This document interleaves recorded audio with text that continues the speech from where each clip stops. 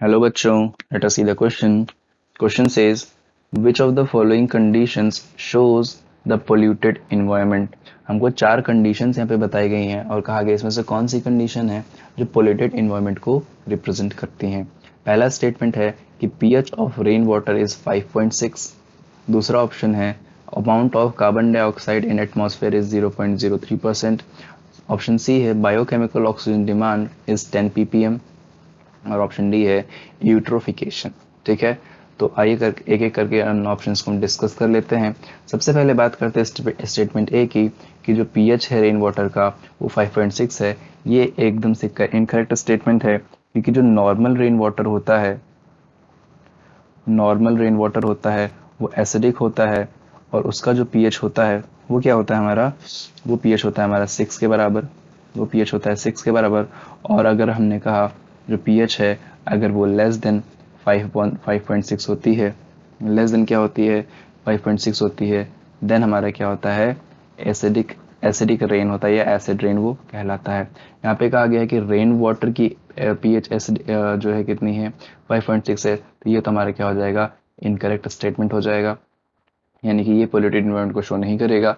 बात करते हैं ऑप्शन जो है यहाँ पे बात करें अगर हम स्टेटमेंट जो हमारा बी है that is amount of carbon dioxide present in atmosphere is 0.03%. तो ये ट्रू स्टेटमेंट है. ये क्या है ट्रू स्टेटमेंट है क्योंकि हमारे एटमॉस्फेयर में जो कार्बन डाइऑक्साइड की परसेंटेज है वो ऑलमोस्ट 0.03% है.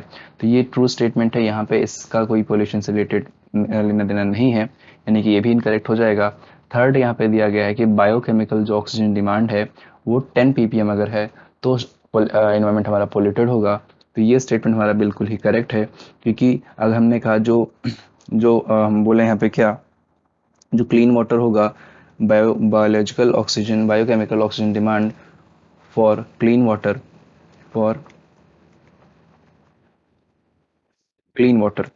क्लीन वाटर और क्लियर वाटर के लिए जो हमारा बायोलॉजिकल ऑक्सीजन डिमांड है ये कितना होता है, ये हमारा होता है 5 ppm के इक्वल होता है. और अगर जो है बायोलॉजिकल ऑक्सीजन डिमांड अगर इसकी वैल्यू क्या हो जाती है, इसकी वैल्यू ग्रेटर और इक्वल टू जो है कितनी हो जाए 8 ppm के हो जाए, तो यानी कि जो हमारा क्या है वाटर है वो क्या है डर्टी है, वाटर इज पोल्यूटेड. वाटर क्या हो जाएगा पोल्यूटेड हो जाएगा.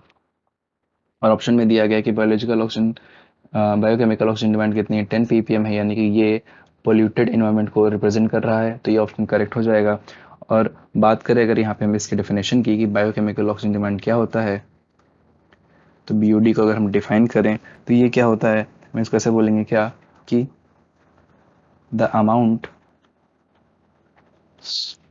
Amount of oxygen required by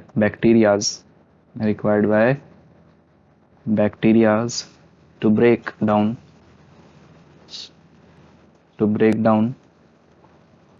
a certain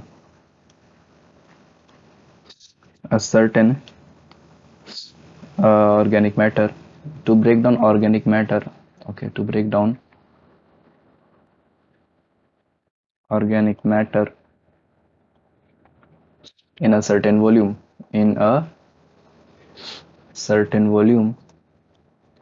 ये जो अमाउंट ऑफ ऑक्सीजन रिक्वायर्ड होती है इसी को जो है कहते हैं ऑफ सैंपल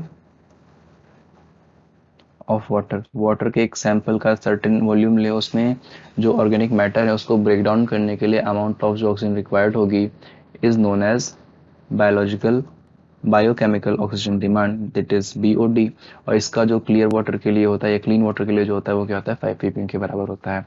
लास्ट ऑप्शन जो हमको दिया गया यूट्रोफिकेशन, तो सबसे पहले हम देख लेते हैं कि यूट्रोफिकेशन क्या होता है. यूट्रोफिकेशन की अगर हम बात करें तो ये क्या होता है, इसको डिफाइन कर लेते हैं पहले. तो यूट्रोफिकेशन क्या होता है, तो क्या होता है कि हमको पता है कि जो polluted water may contain nutrients for growth of algae. कि जो पोल्यूटेड वाटर होता है हो सकता है उसके पास भी जो है एल्गीज की ग्रोथ के लिए जो है न्यूट्रिएंट्स प्रेजेंट हो. तो क्या होता है फिर ये क्या करेगा, जब एल्गीज की ग्रोथ होगी तो एल्गीज क्या करेंगे, it covers the water surface, वो वाटर सरफेस को कवर कर लेंगे। और जब वो वाटर सरफेस को कवर कर लेंगे तो इससे क्या होगा, जो वाटर के अंदर ऑक्सीजन का कंटेंट होगा वो क्या होगा, कम हो जाएगा। And it reduces oxygen concentration in water. अब जब वाटर के अंदर ऑक्सीजन का कंसंट्रेशन कम हो जाएगा, इससे क्या होगा, this leads to accumulation this leads to accumulation of decaying anaerobic decaying anaerobic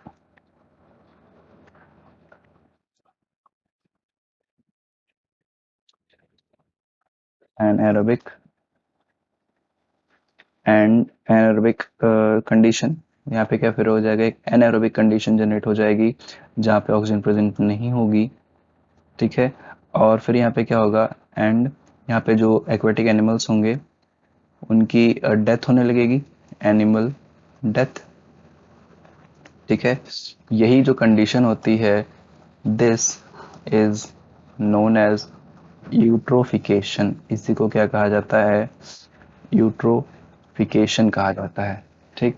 यानी कि यूट्रोफिकेशन जहाँ पर होगा वहाँ पे हम बोल सकते हैं कि ये एक पोल्यूशन की ही कंडीशन है। ये क्या है, एक पोल्यूटेड इन्वायरमेंट की कंडीशन है। तो ऑप्शन डी भी हमारा क्या हो जाएगा, ऑप्शन डी भी हमारा करेक्ट हो जाएगा, यानी कि ऑप्शन सी और option D will be correct answer for this question. I hope you understood. Best of luck.